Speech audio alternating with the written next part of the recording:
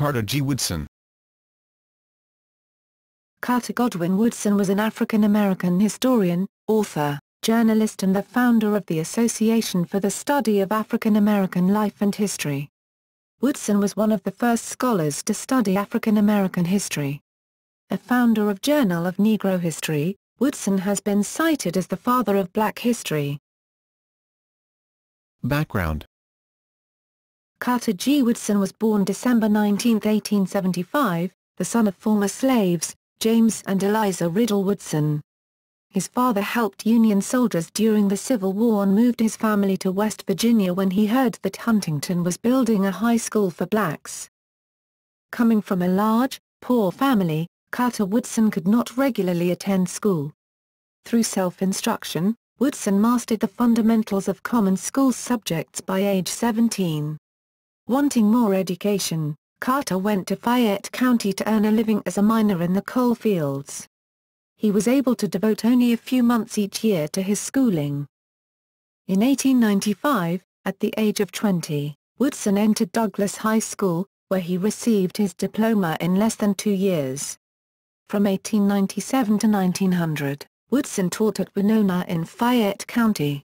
In 1900 he was selected as the principal of Douglas High School.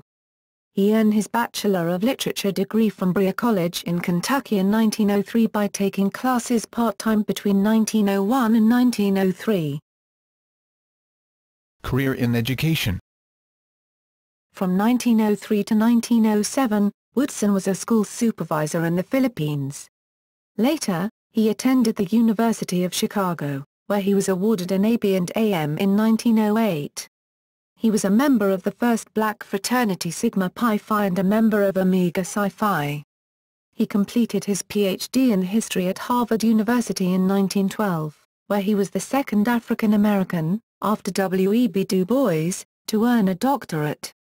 His doctoral dissertation, The Disruption of Virginia, was based on research he did at the Library of Congress while teaching high school in Washington, D.C. After earning the doctoral degree, he continued teaching in the public schools, later joining the faculty at Howard University as a professor, where he served as Dean of the College of Arts and Sciences. Convinced that the role of African American history and the history of other cultures was being ignored or misrepresented among scholars, Woodson saw a need for research into the neglected past of African Americans. Along with Alexander L. Jackson, Woodson published The Education of the Negro prior to 1861 and 1915. Carter G. Woodson stayed at the Wabash Avenue YMCA during visits to Chicago. Dr. Woodson's experiences at the Y and in the surrounding Bronxville neighborhood inspired him to create the Association for the Study of Negro Life and History in 1915. The Association for the Study of Negro Life and History, now the Association for the Study of African American Life and History, which ran conferences, published the Journal of Negro History, and particularly targeted those responsible for the education of black children. Woodson believed that education and increasing social and professional contacts among blacks and whites could reduce racism, and he promoted the organized study of African American history partly for that purpose. Woodson would later promote the first Negro History Week in Washington, D.C., in 1926, forerunner of Black History Month. The Bronxville neighborhood declined during the late 60s and 70s like many other inner-city neighborhoods across the country, and the Wabash Avenue YMCA was forced to close during the 1970s, until being restored in 1992 by the Renaissance Collaborative. He was the dean of the West Virginia Collegiate Institute, now West Virginia State University, from 1920 to 1922. In addition to his first book, he wrote A Century of Negro Migration, which continues to be published by the Association for the Study of African American Life and History, ASALH. He studied many aspects of African American history. For instance, in 1924, he published the first survey of free black slave owners in the United States in 1930. He once wrote, "If you can control a man's thinking, you don't have to worry about his actions.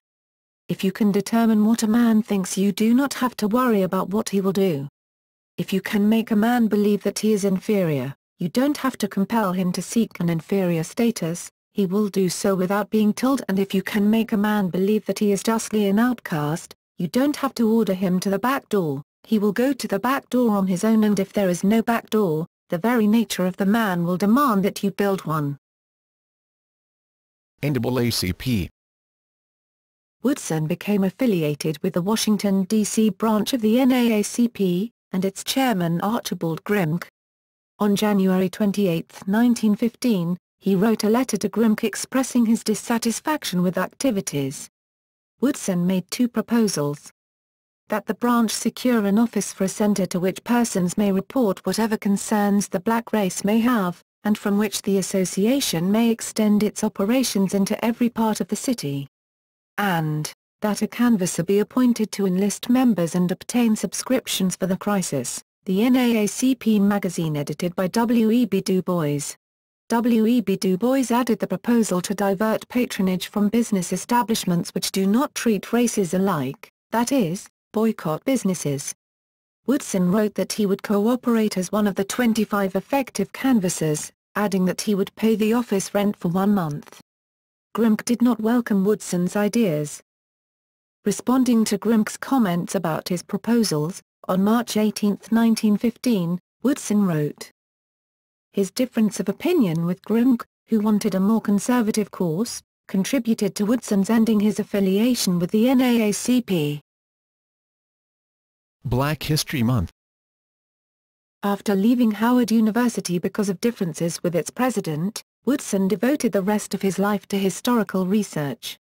He worked to preserve the history of African Americans and accumulated a collection of thousands of artifacts and publications. He noted that African American contributions were overlooked, ignored, and even suppressed by the writers of history textbooks and the teachers who use them. Race prejudice, he concluded, is merely the logical result of tradition, the inevitable outcome of thorough instruction to the effect that the Negro has never contributed anything to the progress of mankind. In 1926, Woodson pioneered the celebration of Negro History Week, designated for the second week in February, to coincide with marking the birthdays of Abraham Lincoln and Frederick Douglass. The week of recognition became accepted and has been extended as the full month of February, now known as Black History Month. Colleagues. Woodson believed in self-reliance and racial respect, values he shared with Marcus Garvey, a Jamaican activist who worked in New York. Woodson became a regular columnist for Garvey's weekly Negro World. Woodson's political activism placed him at the center of a circle of many black intellectuals and activists from the 1920s to the 1940s. He corresponded with W. E. B. Du Bois, John E. Bruce, Arturo Alfonso Schomburg, Hubert H. Harrison, and T. Thomas Fortune among others. Even with the extended duties of the association, Woodson made time to write academic works such as The History of the Negro Church, 1922, The Miseducation of the Negro, 1933, and others which continue to have wide readership. Woodson did not shy away from controversial subjects, and used the pages of Black World to contribute to debates. One issue related to West Indian African-American relations. Woodson summarized that the West Indian Negro is free. He observed that West Indian societies had been more successful at properly dedicating the necessary amounts of time and resources needed to educate and genuinely emancipate people. Woodson approved of efforts by West Indians to include materials related to black history and culture into their school curricula. Woodson was ostracized by some of his contemporaries because of his insistence on defining a category of history related to ethnic culture and race. At the time, these educators felt that it was wrong to teach or understand African American history as separate from more general American history. According to these educators, Negroes were simply Americans, darker-skinned, but with no history apart from that of any other. Thus Woodson's efforts to get black culture and history into the curricula of institutions, even historically black colleges, were often unsuccessful. Today African American studies have become specialized fields of study in history, music, culture, literature and other areas. In addition, there is more emphasis on African American contributions to general American culture. The United States government celebrates Black History Month. Woodson's legacy. That schools have set aside a time each year to focus on African American history as Woodson's most visible legacy. His determination to further the recognition of the Negro in American and world history, however, inspired countless other scholars. Woodson remained focused on his work throughout his life. Many see him as a man of vision and understanding. Although Woodson was among the ranks of the educated few, he did not feel particularly sentimental about elite educational institutions. The association and journal that he started in 1915 continue, and both have earned intellectual respect. Woodson's other far-reaching activities included the founding in 1920 of the Associated Publishers, the oldest African-American publishing company in the United States. This enabled publication of books concerning blacks that might not have been supported in the rest of the market. He founded Negro History Week in 1926, now known as Black History Month. He created the Negro History Bulletin, developed for teachers in elementary and high school grades, and published continuously since 1937. Woodson also influenced the association's direction and subsidizing of research in African American history. He wrote numerous articles, monographs and books on blacks. The Negro in Our History reached its 11th edition in 1966, when it had sold more than 90,000 copies. Dorothy Porter Wesley stated that Woodson would wrap up his publications, take them to the post office and have dinner at the YMCA. He would teasingly decline her dinner invitations saying, "No, you are trying to marry me off. I am married to my work." Woodson's most cherished ambition, a 6-volume Encyclopedia Africana, lay incomplete at his death on April 3, 1950 at the age of 74. He is buried at Lincoln Memorial Cemetery in Schuetland, Maryland. Honors and tributes. In 1926, Woodson received the National Association for the Advancement of Colored People Spingarn Medal. The U.S. Postal Service issued a 20-cent stamp honoring Woodson in 1984. In 1992, the Library of Congress held an exhibition entitled Moving Back Barriers, The Legacy of Carter G. Woodson. Woodson had donated his collection of 5,000 items from the 18th, 19th, and 20th centuries to the library. His Washington, D.C. home has been preserved and designated the Carter G. Woodson Home National Historic Site. In 2002, scholar Malifi Keet Asante named Carter G. Woodson on his list of 100 greatest African Americans. Places named after Woodson.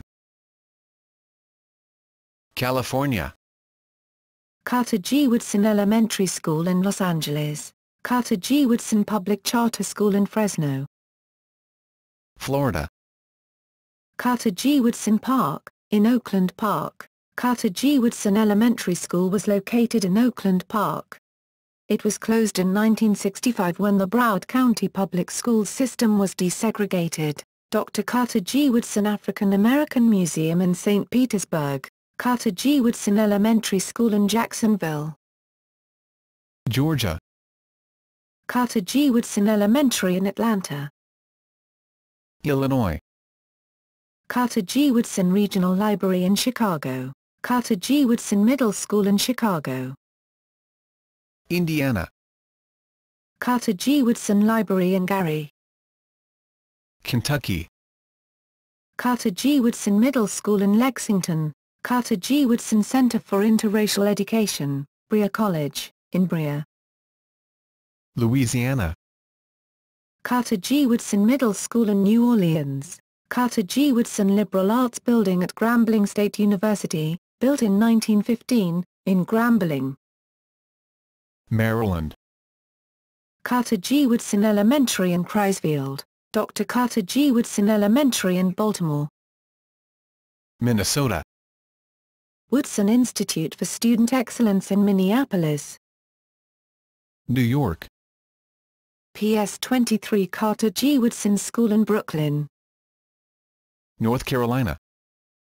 Carter G. Woodson Charter School in Winston-Salem. Texas.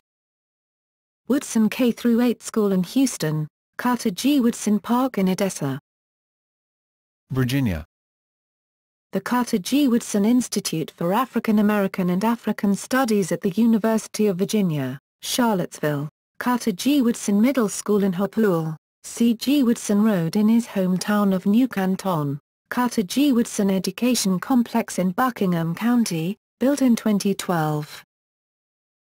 Washington, D.C. Friendship Collegiate Academy in Washington is located on the Carter G. Woodson campus. West Virginia. Carter G. Woodson Junior High School, renamed McKinley Junior High School after integration in 1954, in St. Albans, built in 1932. Selected bibliography.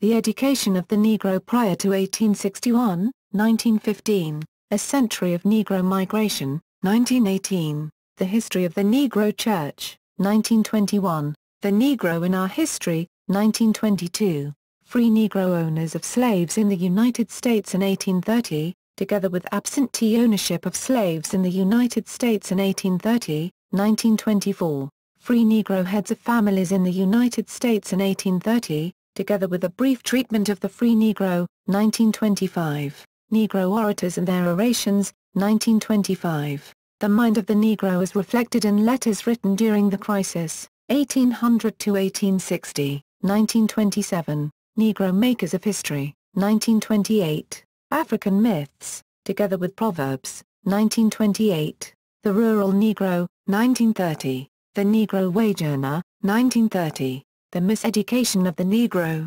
1933, The Negro Professional Man and the Community, with special emphasis on the physician and the lawyer, 1934, The Story of the Negro Retold, 1935, The African Background Outlined, or, Handbook for the Study of the Negro, 1936, African Heroes and Heroines, 1939, The Works of Francis J. Grimke, 1942, Carter G. Woodson's Appeal, The Lost Manuscript Edition, 2000.